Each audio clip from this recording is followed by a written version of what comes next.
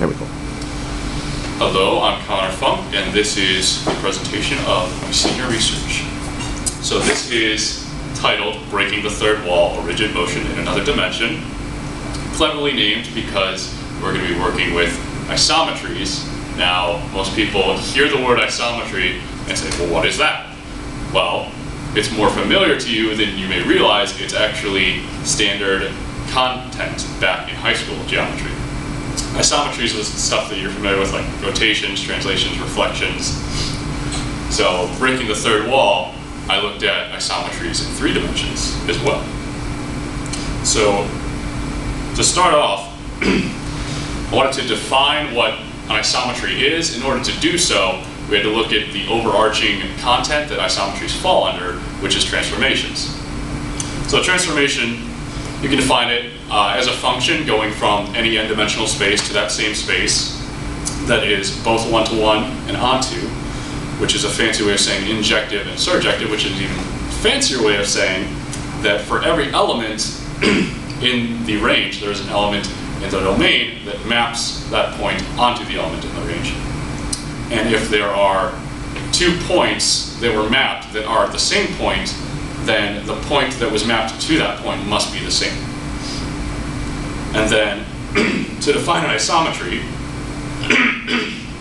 excuse me, it is a function t that is a transformation that preserves distance.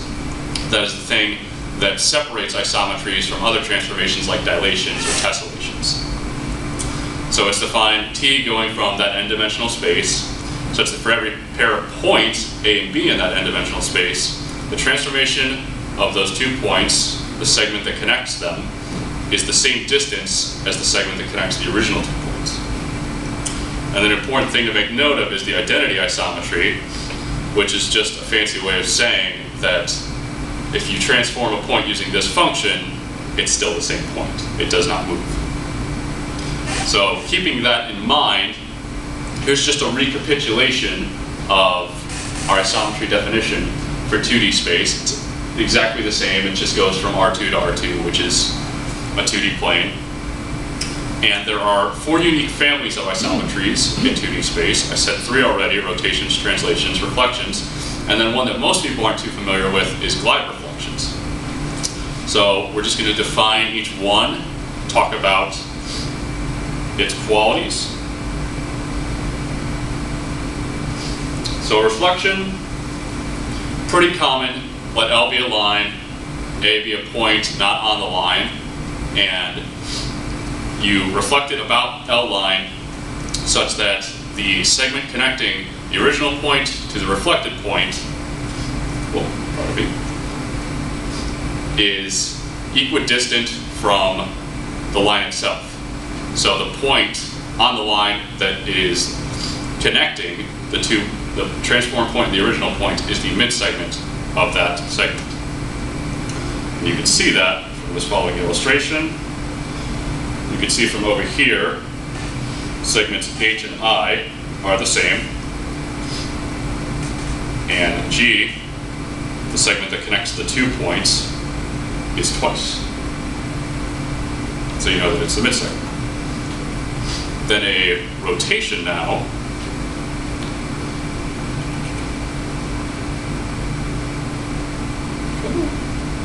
Don't be shy. There we go. So you let O be a fixed point. This is the point about which we are rotating. You define it as the point O and then theta, the angle about which you are rotating. Now, I didn't say with reflections, if the point that is being reflected is on the line of reflection, it's just a fixed point, and we just have the identity isometry. It's the same case if we have that the point being rotated is the same as the fixed point of rotation, or the angle theta is 0 degrees. So by this illustration,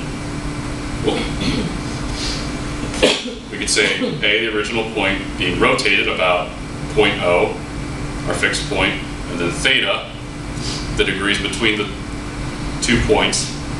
So if theta is 0, it's obviously not going to move at all. And then if A is just on 0, it doesn't matter how big theta is, it's not going to move because it's the same point. translations, which I think are the simplest isometry, is just a movement in a direction. We let that direction be denoted by vector AB.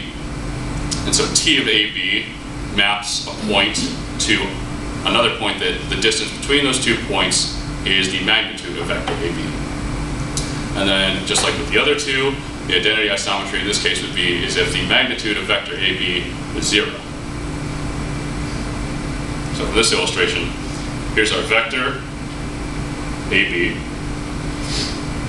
We can see that U, this segment F, is the same distance as segment G, the distance between P and P prime. And then lastly, glide reflections. This is a very long definition. It's a lot simpler than you may think it is. It's actually just a translation in one direction and then a reflection about the line about that the vector is translated on. So let these 2 points be the vector of translation, and then P is translated in that direction twice the distance of the vector, the magnitude of the vector, and then rotated about the line that the vector lies on. And so those are my definitions of the family's isometries. Then these 2 important theorems that I found, one's a corollary. This is the composition of isometries theorem, which says that if you compose 2 isometries, so you do one rigid motion and then another, the whole thing itself is just a rigid motion. Doesn't matter what you do first, which is what this says, it's still an isometry. And the reflections corollary, which was like the apex of my paper, so cool, says that every isometry of the plane can be written as a composition of just reflections. So to see what that looks like, or to loosely prove it, here we have 2 lines of reflection. You can see here's the original polygon. Reflected it across line F first, we got here, then across line G, and we got here. If you'll notice, lines H and I here, they are the same length. So that is the radius of rotation, and then theta is the angle about which it's rotating. And it does not matter what you do to the 2 lines, it will still be a rotation because H and I will be the same length, and there will still be an angle of rotation. A special case, though, is what if the lines are parallel? If the lines are parallel, it's just a translation in the direction of the perpendicular to the 2 parallel lines.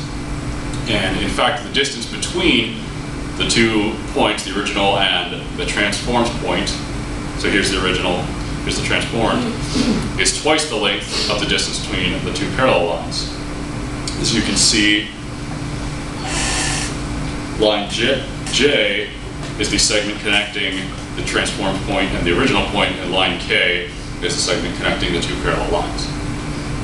You can mess with it, change it around, move the line, you'll see that it is still twice the length.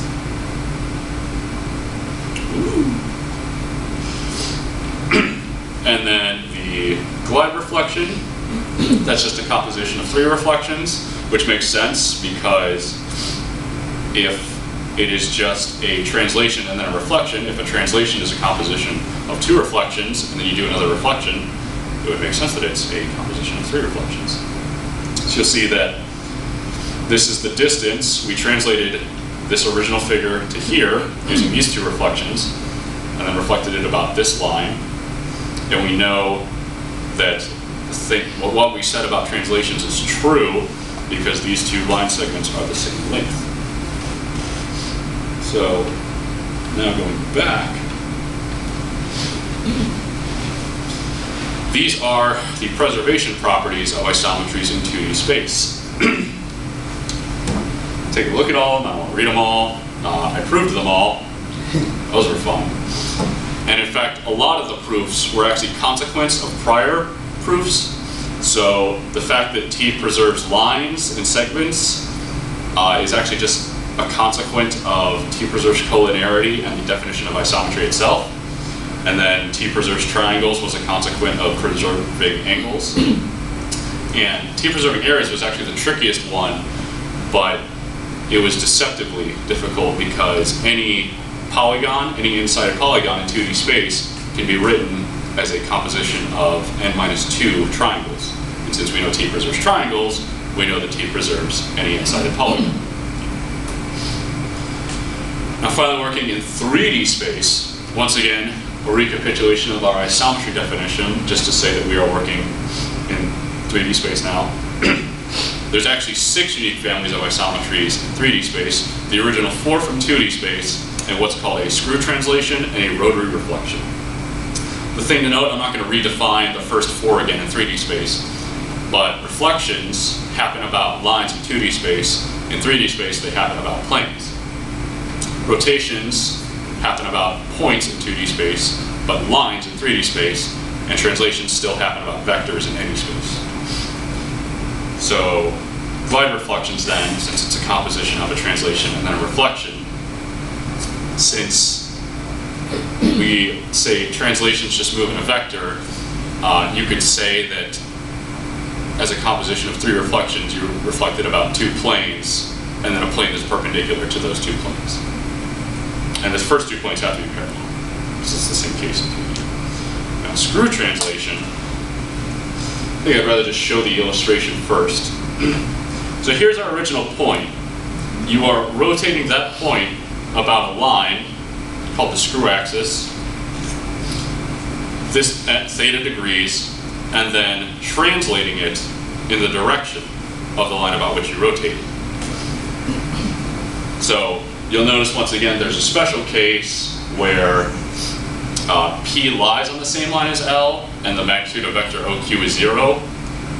That just means it's rotating 0 degrees and it's not moving at all. And then a rotary reflection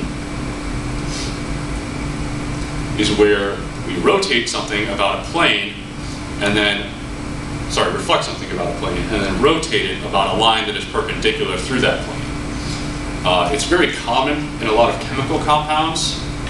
I believe that's what this is.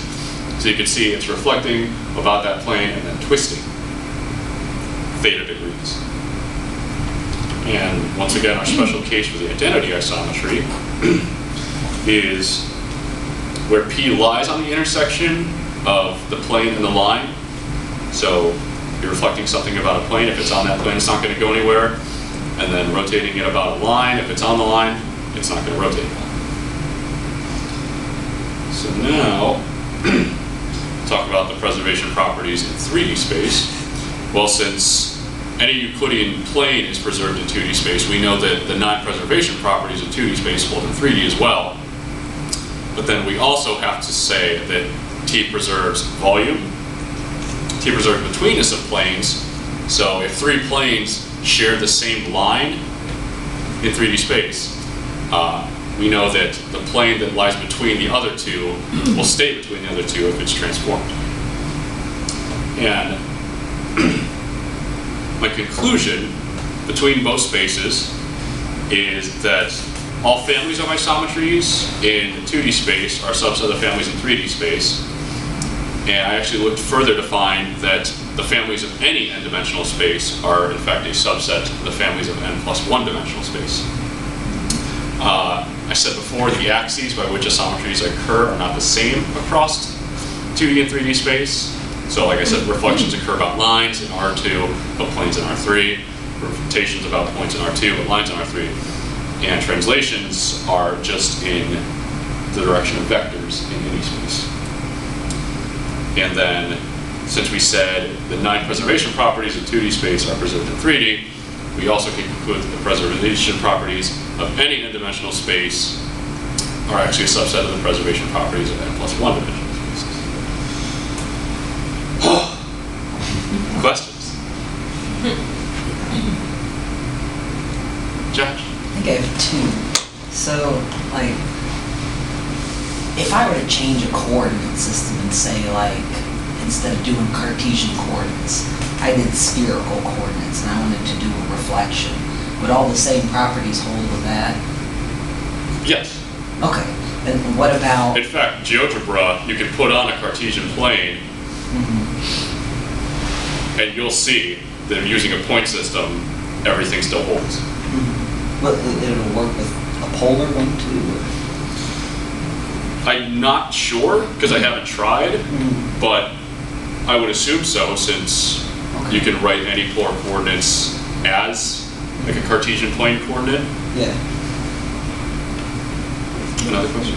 And the other one, so it was all in like R. What do you know if any of the things hold in like a curved space? In non-Euclidean space, Does that change things? from the book that I was working out of, I believe a lot of it does. I don't know exactly what though. That'd be something to elaborate on and go back and look at. But other than that, that's all my sources. Thank you for coming.